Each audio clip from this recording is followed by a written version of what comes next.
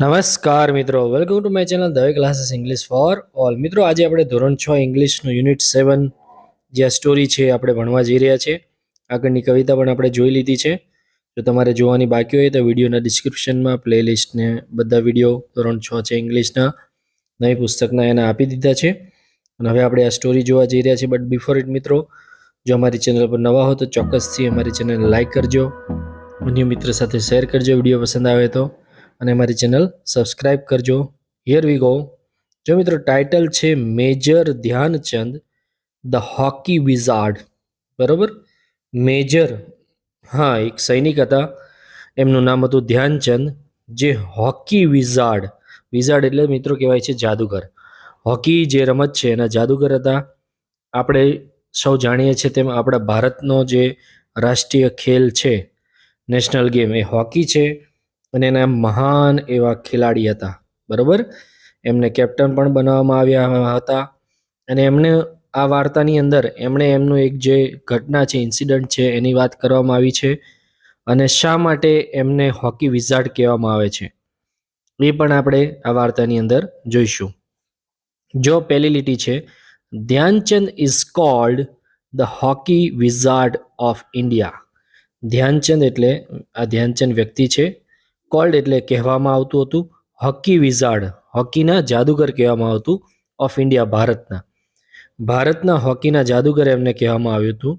શા માટે? જો his winning and patriotic spirit are always remember. His એટલે તેમની, વિનિંગ એટલે જીતવાની, એન્ડ પેટ્રિયોટિક એટલે દેશભક્તિ. તેમની જીતવાની અને દેશભક્તિની જે સ્પિરિટ હતી, ભાવના હતી, આર ઓલવેઝ એટલે હંમેશા, રિમેમ્બર એટલે યાદ રહે તેવી હતી. કેમ દેશભક્તિની ભાવના અને જીતવાની ભાવના યાદ રહે એવી હતી? અને આજે પણ એમનું, આજે આપણે આ વાર્તાની અંદર એમનું કેમ કહાની આપણે સાંભળીએ છીએ, એટલા મહાન હતા. કઈ રીતે આપણે જોઈએ આગળ. શું કહે છે? જો once he head an interesting meeting with Adolf Hitler. Once એટલે એકવાર, હી હેડ એટલે તેમણે કરી હતી, ઇન્ટરેસ્ટિંગ એટલે રસપ્રદ, મીટિંગ એટલે મુલાકાત, વિથ એડોલ્ફ હિટલર. બરાબર, આ એ વ્યક્તિ છે મિત્રો જે જર્મનીનો સરમુખ હથિયારશાહી હતો. એટલે ત્યાંનો રાજા ગણો કે એના હાથમાં શાસન હતું. એ જેવું કે એવું જ જર્મનીમાં થાય. એ કે આને ફાંસી આપી દો તો ફાંસી આપી દે, એ કે આને પૈસા આપી દો તો પૈસા મળી જાય. બરાબર, એ કેમ એમ જ થાય. એ કે અહીંયા રોડ બનાવી દો તો એ રોડ બની જાય. બરાબર, કોઈનું સાંભળતો નહોતો, એ એનું ધાર્યું જ કરતો હતો. એટલે એને સરમુખ હથિયારશાહી કહેવાય. એટલે એડોલ્ફ હિટલર જે હતો એની સાથે એક મુલાકાત થઈ એમની, એ યાદગાર પ્રસંગ છે, એની અહીંયા વાત કરવામાં આવી છે. શું કહે છે? જો Adolf Hitler was the dictator of Germany during the 1936 Olympics. બરાબર, એડોલ્ફ હિટલર વોઝ એટલે હતો, ડિક્ટેટર સરમુખ હથિયારશાહી, મેં કીધું એમ એનું જ ધાર્યું થવું જોઈએ, એને જે ગમે એવું જ થવું જોઈએ. એ ડિક્ટેટર હતો. કયા દેશનો? તો જર્મનીનો. ડ્યુરિંગ 1936, ડ્યુરિંગ એટલે દરમિયાન, 1936 દરમિયાન, કે જ્યારે શું થયું હતું? ઓલિમ્પિક્સ. હવે મિત્રો આપણને એવું થાય કે ઓલિમ્પિક્સ શું છે? તો ઓલિમ્પિક છે મિત્રો આંતરરાષ્ટ્રીય એક સમૂહ છે જે ગેમ રમાડવામાં આવે છે, એક સ્પર્ધાઓ રમાડવામાં આવે છે. બરાબર, ઓલિમ્પિક ગેમ્સ તરીકે એને ઓળખવામાં આવે છે. અને એનું નિશાન પણ હોય છે. બરાબર, આ રીતે બંગડીઓથી દોરેલું હોય છે. અને એ ઓલિમ્પિક્સની અંદર ઘણી બધી ગેમ રમવામાં આવે છે. થોડા વર્ષો પહેલાં ઓલિમ્પિકની અંદર આપણા ભારત દેશના એક નીરજ ચોપડાએ ભાલા ફેંકની અંદર, બરાબર, આપણને ગોલ્ડ મેડલ અપાવ્યો હતો. એવા ઘણા બધા ખેલાડીઓએ આપણને ચંદ્રકો અપાવ્યા હતા, મેડલ્સ અપાવ્યા હતા.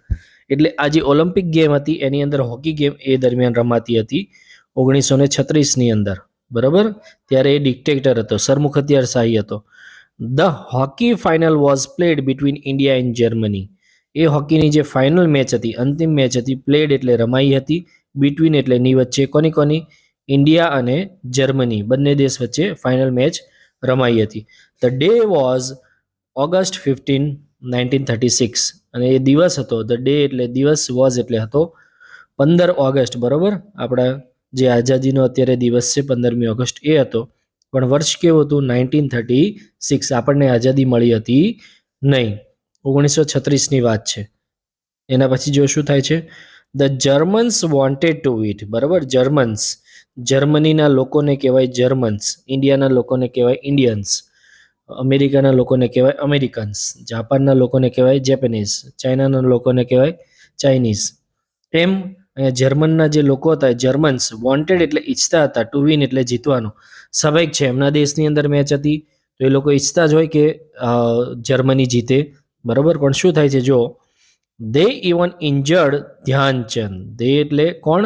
ખેલાડીઓએ, બરાબર. બધા ખેલાડી ઈચ્છતા હતા કે અમારે જીતવું જ છે, પણ એમણે શું કર્યું? ચીટિંગ કરી. જો દે ઇવન ઇન્જર્ડ એટલે ઘાયલ કર્યા ધ્યાનચંદને, બરાબર. કારણ કે એક મહાન ખેલાડી હતા હોકીની અંદર, ગોલ કરતા હતા અને બધાને હરાવતા હતા, બરાબર. એટલા ફાસ્ટ હતા એટલે બધાએ એમને રોકવા માટે એમને ઇન્જર્ડ કરી દીધા, એમને ઈજા પહોંચાડી. He was the Indian team captain.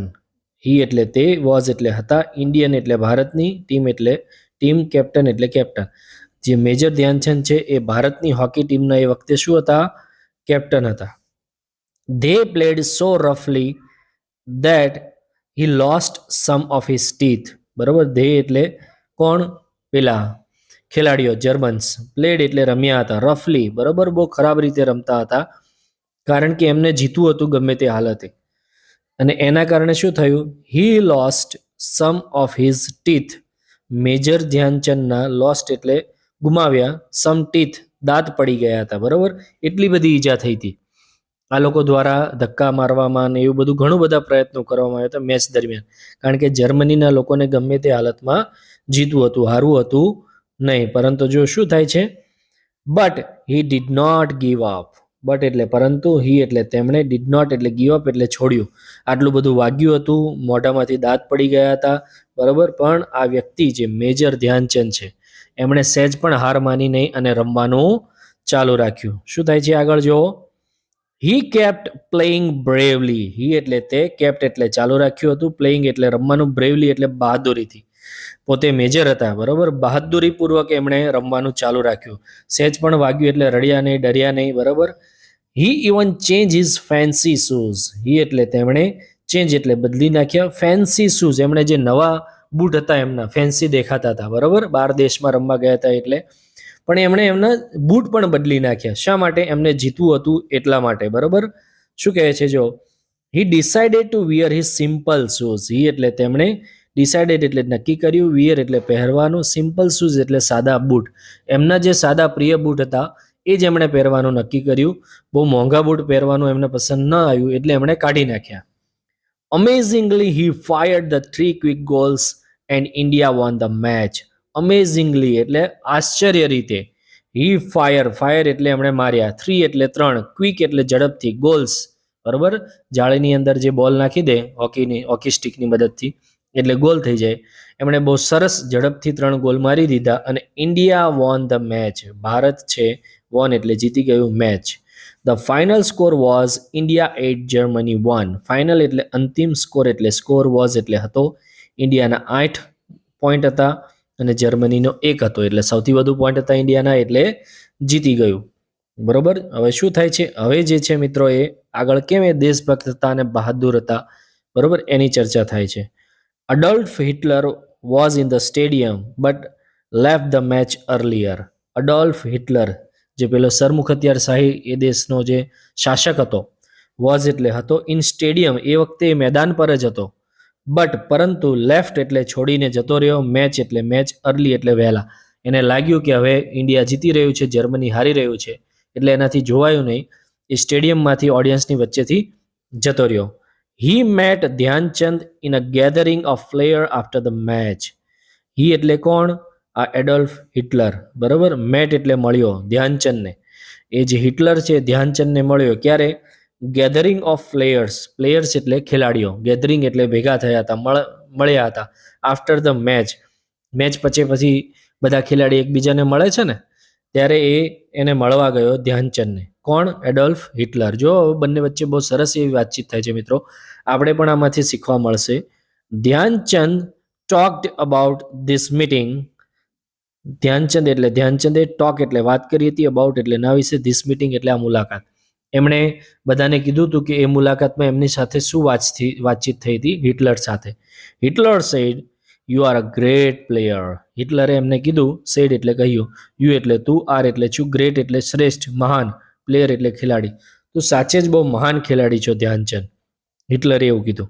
But your country doesn't value you. જો મિત્રો, બીજા દેશનો શાસક છે આપણા દેશના ખેલાડીને કહે છે બટ એટલે પરંતુ, યોર એટલે તારો, કન્ટ્રી એટલે દેશ, ડઝન્ટ વેલ્યુ યુ તારી કિંમત નથી કરતો.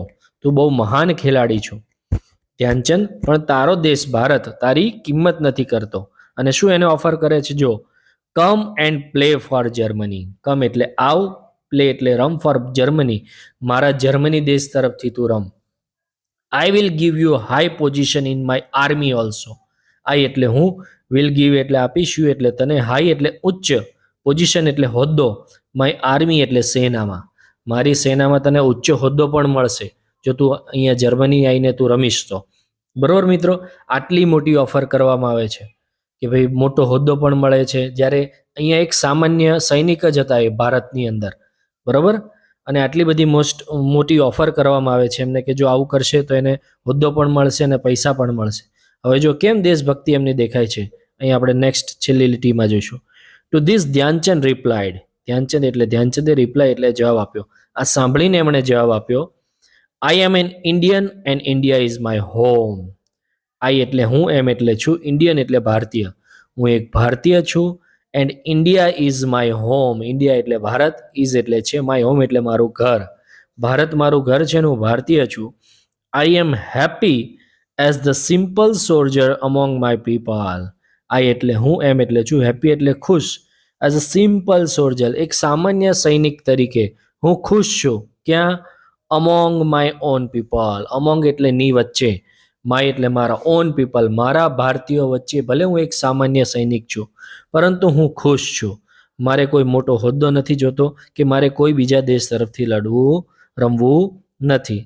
સચ was the simple patriot's love for India. Such was આ હતો, સિમ્પલ એટલે એક સાદો, પેટ્રિયોટિક એટલે દેશભક્તિનો, લવ એટલે પ્રેમ, ફોર ઇન્ડિયા ભારત પ્રત્યેનું જે એમની દેશભક્તિ છે એનો પ્રેમનું ઝલક છે આ ઉદાહરણ. મિત્રો, આઈ હોપ કે તમને આ સ્ટોરી સારી રીતે સમજાઈ ગઈ હશે. એના પરથી જો નીચે અહીંયા પ્રશ્નોના જવાબ પણ આપેલા છે. Who said this you are a great player. Who એટલે કોણે, સેડ એટલે કહ્યું, ધીસ એટલે આ કે તું મહાન ખેલાડી છું. બરોબર, તો અહીંયા મિત્રો જવાબ આપેલો જ છે. જવાબની અંદર આવશે અડોલ્ફ હિટલર. બરોબર, અથવા તો આખું લખી શકાય અડોલ્ફ હિટલર. અહીંયા વુની જગ્યાએ અડોલ્ફ હિટલર લખી દેવાનું. પછી said this you are a great player. Okay, પછી કહે છે બીજો question number 2, give one word for someone who loves his or her country and is committed to it. એ વ્યક્તિ જે પોતાના દેશ માટે દેશપ્રેમ દર્શાવતો હોય એની માટે એક શબ્દ છે, તો મિત્રો છે એ પેટ્રિયોટિક. PATRIOT, પેટ્રિયોટ. બરોબર, આ આપણે બીજા પ્રશ્નનો જવાબ રહેશે. ત્રીજા પ્રશ્ન છે, find out the meaning of the phrase give up from the dictionary and make a sentence using it. Give up એટલે છોડી દેવું. બરોબર, તો અહીંયા લખી શકાય આઈ never give up in the game. બરાબર, હું ક્યારેય પણ ગેમમાં ગીવ અપ હાર માનતો અથવા તો છોડી દેતો નથી, છેલ્લે સુધી ટ્રાય કરું છું. I never give up in the game. છેલ્લે જો શું કહે છે, ચોથા નંબરનું, imagine if you meet the Dhyan Chand what will you ask. બરાબર, તો તમે ધ્યાનચંદને મળો તો તમે શું પૂછશો? તો I will ask about his game. હું એમના ગેમ વિશે એમને પૂછીશ, જે હોકી રમતા હતા એના માટે થોડી ટિપ્સ લઈશ વગેરે વગેરે વગેરે. બરાબર, આ મિત્રો ચોથા પ્રશ્નનો જવાબ રહેશે. પાંચમા નંબરનો પ્રશ્ન છે, ગીવ ધ અનધર ટાઇટલ. બરાબર, બીજું એક શીર્ષક આપવાનું છે, તો અહીંયા આપણે લખી શકીએ એ ટ્રુ એટલે સાચા, પેટ્રિયોટ PATRIOT સાચા દેશભક્ત. બરાબર, આ ટાઇટલ પણ આપણે આપી શકીએ. એ ટ્રુ સોલ્જર પણ આપણે ટાઇટલ આપી શકીએ મિત્રો. બરાબર, એના પછી જો અહીંયા કમ્પ્લીટ ધ ટેબલ આપ્યું છે. If you find the 10 rupees from your school compound what will you do, તો તમે શું કરશો? બરાબર. I will give to I will give to my teacher. હું મારા શિક્ષકને આપી દઈશ. ઓકે, આ પહેલાંનો જવાબ રહેશે. બીજો છે you have not done your homework your friends just to tell a lie. તમે તમારું લેસન નથી કર્યું તો તમારો મિત્ર કહે છે કે જૂઠું બોલ, પણ તમે શું કરશો? તો શું અહીંયા લખી શકાય? I will tail truth. હું સાચું કહી દઈશ. ત્રીજા નંબરનું છે if you find a injured bird. તમે એક ઈજા પામેલું પક્ષી જોવો છો તો તમે શું કહેશો? શું કરશો? તો શું કહેશો? I will take care of it. હું તેની સંભાળ લઈશ. અને છેલ્લું છે if you loose the game. તમે જો ગેમ હારી જાઓ તો તમે શું કરશો? બરાબર. I will congratulate other team. હું બીજી ટીમને અભિનંદન આપીશ. બરાબર, હું ત્યાંથી ભાગી જઈશ નહીં અથવા તો ગુસ્સો દેખાડીશ નહીં. આ રીતે મિત્રો જવાબ લખવાના રહેશે. આઈ હોપ કે તમને આ સ્ટોરી અને વિડીયો સારો લાગ્યો હશે. જો વિડીયો પસંદ આવે તો એને ચોક્કસથી લાઇક કરજો અને મિત્રો સાથે શેર કરજો અને વધુ વિડીયો જોવા માટે અમારી ચેનલ સબસ્ક્રાઈબ કરજો. Thank you so much.